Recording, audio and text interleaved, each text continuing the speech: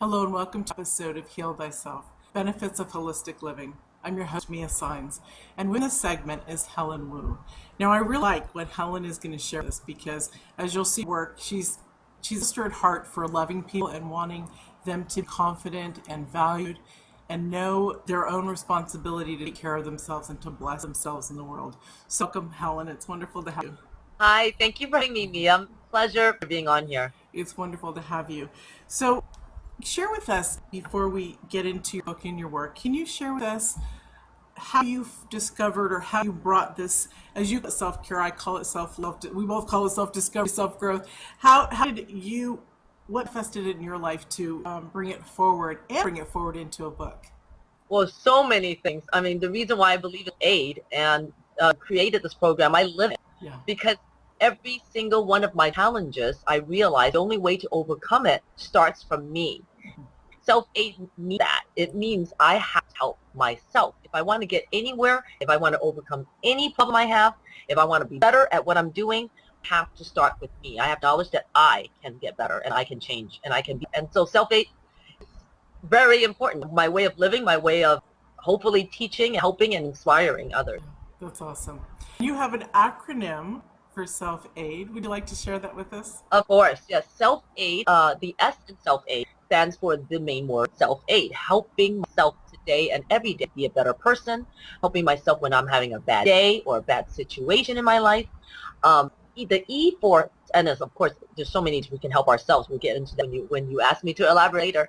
The E, self-aid, stands for esteem, and that's learning to have self-esteem, confidence in myself, and learning to also have esteem for others.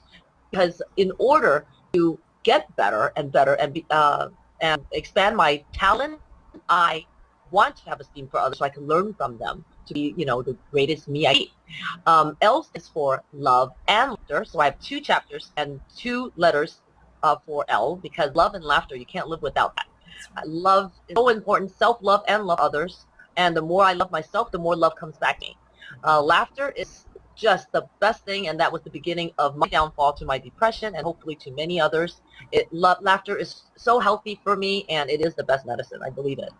F stands for freedom, which is so important because I've lived through a lot of I've lived life with a lot of anger in the past, a lot of resentment, and could not forgive myself. So F stands for freeing myself of all those negative things that held me back on. Forgiveness is a big part of it, and just letting go of all the anger and but it's gone now. So when we work on freeing ourselves, is so important. And now we get to A. A stands for attitude. Attitude is extremely important. Keeping a positive attitude comes from habitually, I guess, put in my head. So now I can habitually find good thoughts to replace the bad ones. And that's very important. So positive thinking is very important to me. I stands for integrity. And I take that wherever I go, at my highest high, my lowest low. I keep my integrity. I do not stray. What I say, I do, and what I do, I say, and I keep my word, and that's very important to me. D is dream, and that is not just saying to you or the world or to myself anymore that I have a dream. That when I went through and found my life purpose, I feel now that I'm living my dream. I'm just in the process. I'm on my journey. I'm in my dream, and I love it. So that's what I talk about. That's awesome. Helping. I love it. And before we move on, why don't you show your book? Because it's very cool. See, look at that. I love the cross on it. It's really beautiful. I love it. Yeah. Kind of a take on the first aid cross. Sorry, but it's awesome. Well, subconsciously, yes, but it's awesome. Aiding myself, aiding ourselves, and so it's very important. And so it's self-aid, inspirations to turn struggles into success. And that's what I chose to do. I helped myself to overcome my challenges, my struggles, and boy, did I have many. It's incredible. Many. All right, so I'm going to jump around throughout the letters only because I'm going to take what feels good, and it's incredible because a lot of people going through the beginning stages of changing their lives, they don't understand that once we commit to ourselves, we can find, here's a word that you love, we can find the freedom to find the avenues that will help assist us in going through all of the self-aid acronyms and other acronyms that or other things that you want to bless yourself with. So you talked about freedom. That is really highly important. How did freedom change your life? Well, I think you might have been the biggest change. And it's not an overnight thing. You can't just expect overnight success. What happens with freedom is working at it, genuinely wanting to be free, genuinely wanting better things in my life, because it took some time. I mean, for many years, I think I was in an anger phase, or I could tell you the same story about my childhood, whether it be mental abuse or self-esteem issues, and I would just, there's so much tears involved because I wasn't over my pain yet. And they're always going to be in my memory bank, but I am so happy that I let go of I guess the negative feelings, even the hateful feelings, because I had resentment in my heart, I had anger. I could not forgive myself or others that hurt me. And once I let go of it slowly but surely, there's this incredible feeling relief on my chest and in my body and my soul. That I go into everything now with more of an with more of a positive energy, and it's wonderful. It So really. the freedom really is a part of forgiveness. Or once you get through the forgiveness, you have your freedom. Yes. Yeah, that's Yes. awesome. Now, this is one of your favorites, and it's a two-part, and it's really important. So let's talk about loving more and laughing more.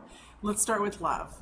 How did that change your life, and what did that look like before it changed, and how did it look like afterwards? I think that I doubted myself a lot when I did not feel the love for myself, and I think it has something to do with the self-esteem. It kind of brings into all the self-love.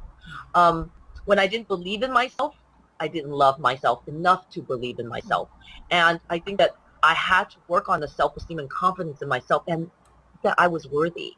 And once I did that, I'm helping myself. I'm nurturing myself. I'm finally loving myself. And that is so important because there is no love I can give to others unless I love myself first. I can never be a great partner in a relationship or a great mother or a great anything if I don't love myself first. And I have a lot of self-love. It's not selfishness. It's just self-love. Exactly. And I love it because I am able to love so much greater right now in my life. Everyone in my life, I can love so much greater than I can That's ever awesome. imagine. So it's wonderful. Yeah, that's awesome. All right, so now the other favorite, the laughter, the laughing. Yeah. Well, that is so important, Mia. I mean, I tell so many people this. I hope that people aren't getting their ears burned out. But Burn them out, burn them out. Ellen DeGeneres was just 1 hour. I caught her throughout my depression, and I couldn't believe in 1 hour time how much I can laugh. Oh, And because the rest of the day, I was literally drenched in tears. My face, I mean, I don't know how often they were dry, how often my face was dry. Eyes were always wet. And so my every waking hour, when I cried myself to sleep, I woke up with tears. But I watched that 1 hour of Ellen, and I laughed so hard. And I said, if I can laugh for 1 hour, there's got to be something in me that can laugh for the other 23 hours of the day. So it just didn't make sense to me that it's only 1 hour that I chose to laugh. And so I went out of my way to look for more inspiration that made me laugh. And I discovered laughter yoga, and I do that as well now. And my that's cool. 6-year-old boy and we would just laugh for no reason at all. But it makes us laugh more, and therefore you get a reason. Looking at each other laugh hard, Yeah. you seem harder.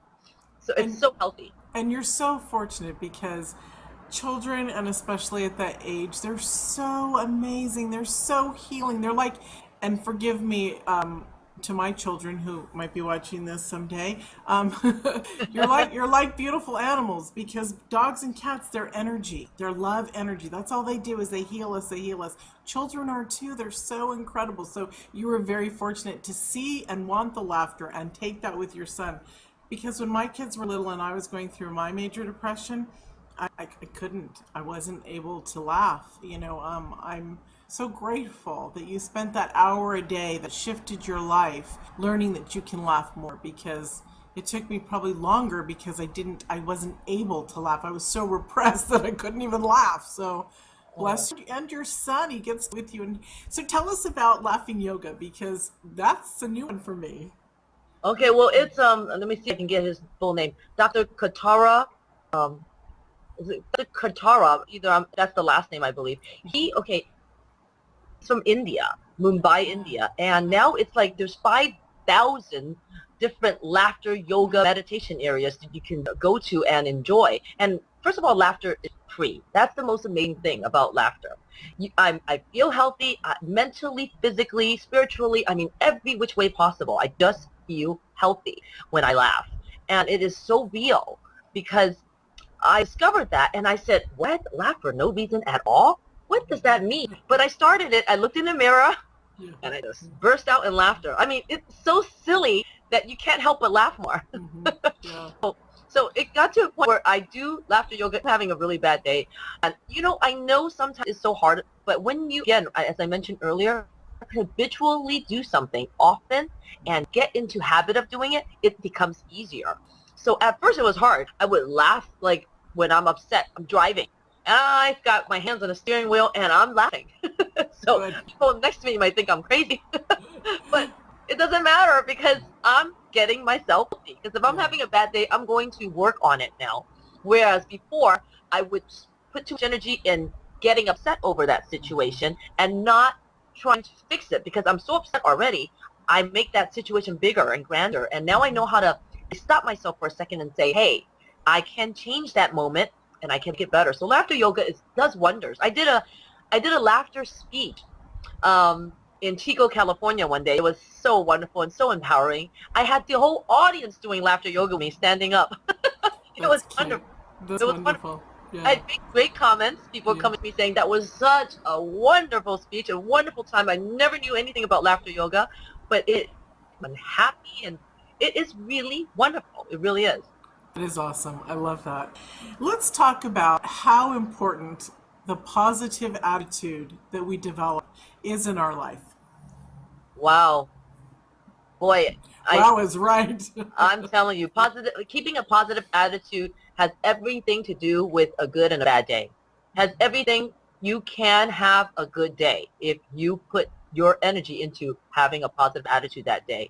And you can have a bad day if you have the opposite attitude. So attitude is so important. And it really is your heart and your mind acting together and being in a good place or trying to focus on being in a good place. Because, they always talk about, do you see the glass half empty or half full? Yeah. And I never really liked that terminology, but it's true. You have to see the bright side of everything. So do see the glass half full versus half empty. I see that if I'm having a bad situation, I set myself, I said, I know this can be better. Even if you say in this tone, it's okay because you're saying it can be better. And that's the start. And then that could turn into a smile and then something else, another inspiration can come from it. Once you shift a little bit, the whole day keeps shifting for the positive. And so a positive attitude is everything to me. And when my son gets into a tantrum, I say the same thing. Can we please change our attitude now? I mean, the attitude has everything to do with whether or not he can get out of that tantrum faster, whether or not I can overcome this frustration of, someone, being so nice to me one day. It's so many things we can change with a positive attitude. Awesome. And I forgot the section that was in, but yeah, now I remember the attitude, the A. Yeah, the A. Yeah, exactly. Okay, cool. So, also, let's talk about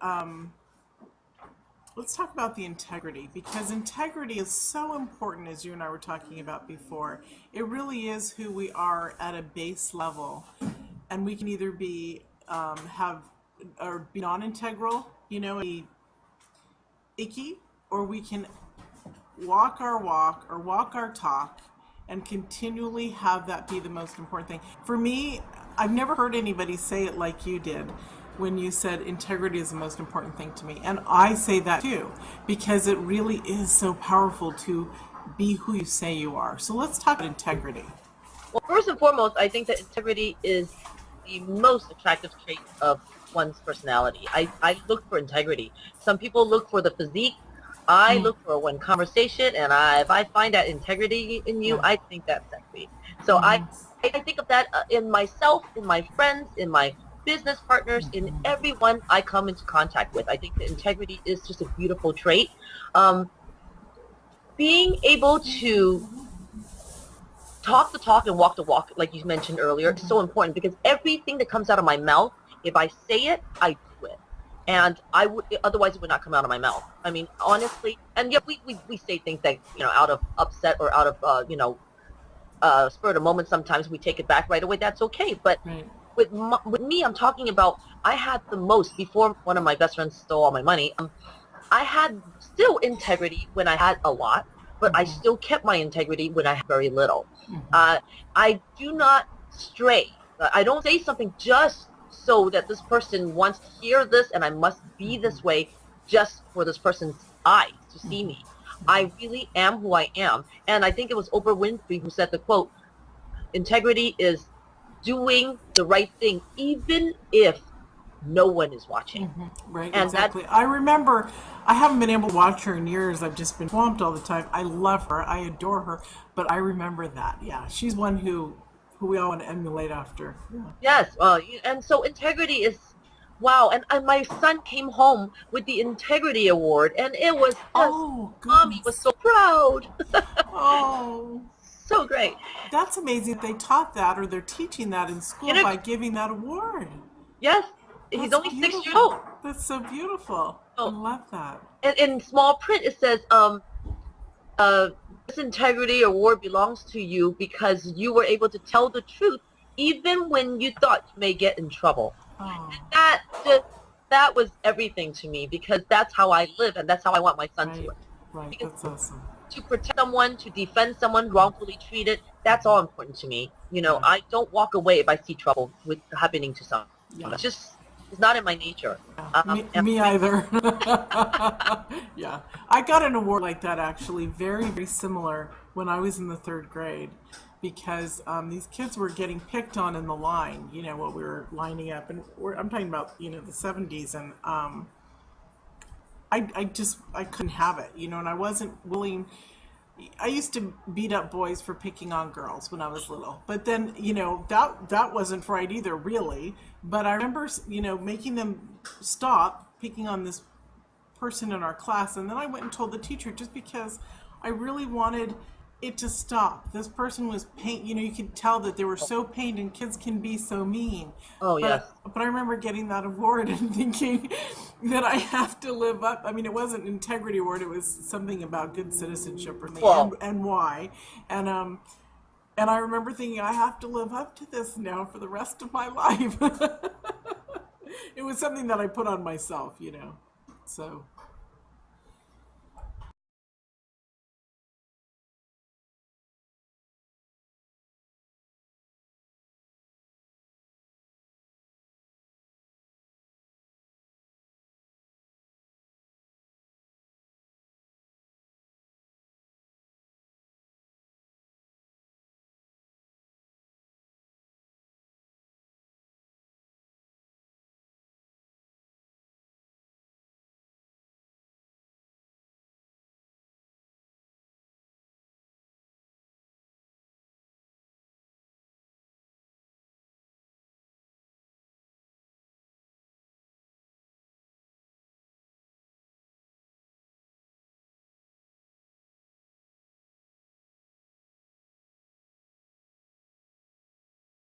Can you answer this for us? Is there one thing that you could say about yourself now that you said 10 years ago? oh wow, so many things. Well, first and foremost, I gotta give gratitude now. I think I lack that, and I lack the experience of remembering that I actually have lessons from them. Back then, I did not let go. I did not let go of anger. I would probably say 15, I started my progress 15 years, and slowly, maybe the 10-year mark, I was still a little iffy. But, I think when I let go of all my anger and I forgave myself, because I think I blamed myself and others for hurting me. Right. And when I was able to let go of all that, I'm so much freer now. So free now. I mean, I feel free. I feel completely authentic to myself and to the world. So I'm happy. I'm genuinely happy now. That's awesome. And so wonderful to hear because there's so much pain when we're not free. I So know.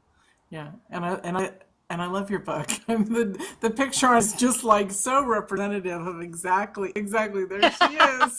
You look like a movie star on there. Oh God. Someone said I look like a nurse. You look. Hmm. I'm not sure if I meant it to No, work that way. when I look at it, I think, wow, she's like the head of Switzerland's, Red Cross. I don't mean as a nurse, but I mean saving, encouraging and helping people, Helping, or yes. it looks like instantly I got subtlety of that television show MASH and how amazing it was and how they were helping people. So, we all get different things, but also when it says self-aid, it's like, oh, he's here to help us. So it's absolutely perfect the way it is. Forget what the other people say. Because the majority of the people are like, oh my God, how exciting. So, it's awesome. What are some of the challenges that you speak freely about that you have overcome? Wow, there's so many. I definitely talk about depression because that was Yeah. a very one big factor when people look at me today and say, "No, Helen, you're so strong. There's no way you're going to be depressed." But I've gone through it twice, really serious, hardcore depression where I cried 7 days a week, where I couldn't find a dry moment on my face. It was very, very hard. I went through abuse, a little abuse in my life. I went through substance abuse. I went through, oh God, there's so many things. Teenage rebellion. I hung out with the naughty crowd because I knew there was a naughty crowd. I did everything off limits. That's what I chose to do. Okay, I went through so much. I've had self-esteem issues all my life because I was the opposite child when I was born. So there were, wow, where do we start? Exactly.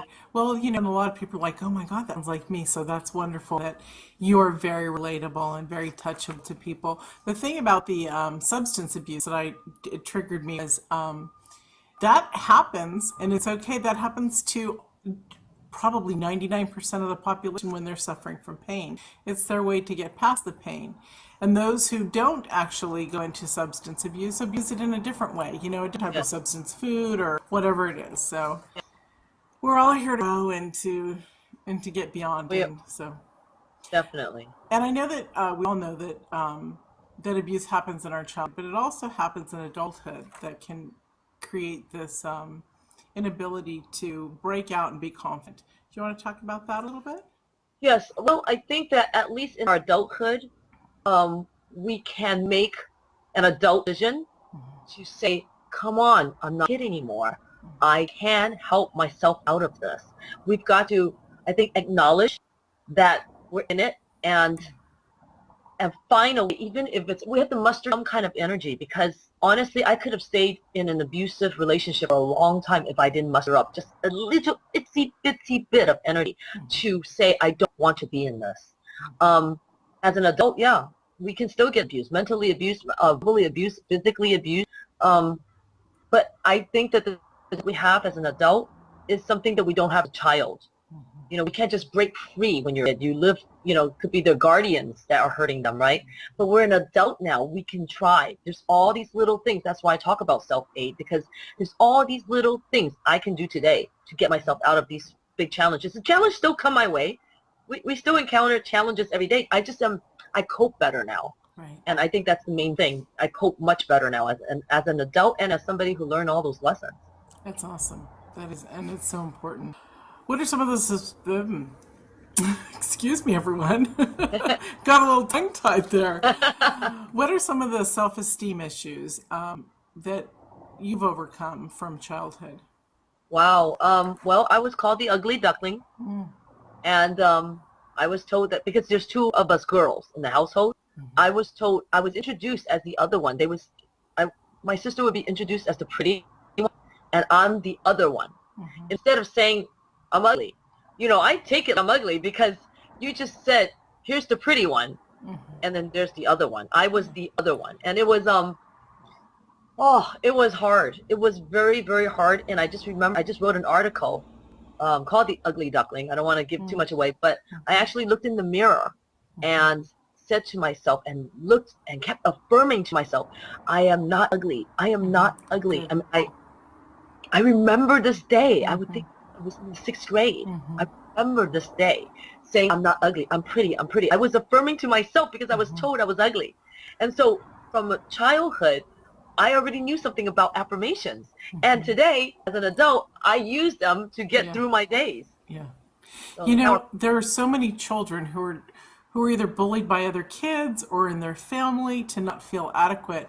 You are not, and I love that you use the Ugly Duckling thing, and I just want to share quickly because it's mind-blowing, this connection you and I have with the different things that are going along on our journey. As a child, my older sister, was a model on the runways at the department stores like Bullock's, and which is now Macy's. Macy's bought them out, and that kind of stuff. And so I was also the other child. Of course, there were points in my life that I thought, I had confidence that I was cute, because boys liked me. But I remember my mom we had a separate tub room. We had a huge house, and it was separated by different bathrooms. And there was the Ugly Duckling on the wall and the little black duck. And I had a different father than the rest of my older siblings. And I was darker. They were lighter than I was. And so I said to my mom, "Who is the ugly duckling? Is that me?" And she said, "Yes, but one day I'll grow up to be a beautiful swan." That never left me. Never left Oh me. my goodness. So, so literally, I was told, and I don't think parents realize, especially back then, how jing these little tiny things are to our psyche, our little tiny baby psyche. So I love this article. I can't wait. You're gonna have to send it and It's amazing how you and I have so much in common, Mia, because literally I talk about being the swan at the end. Yeah. Oh, good. So Yeah, and the grace that we've grown into, both you and I, and others who have struggled with that. It's beautiful. And I didn't know I was beautiful until eight years ago, when I made my transformation, and it was like, okay, stop doing this to yourself. There is hope for everybody. there is hope. There is definite hope. I mean, I Exactly. struggled with self-esteem and looks and thinking I was ugly for many, many years. So, you can still go through it, but then I think you have to affirm to yourself. Exactly. You have to Start believing it. understand it. Yes, exactly. What would you say to people who cannot get rid of their baggage? Wow.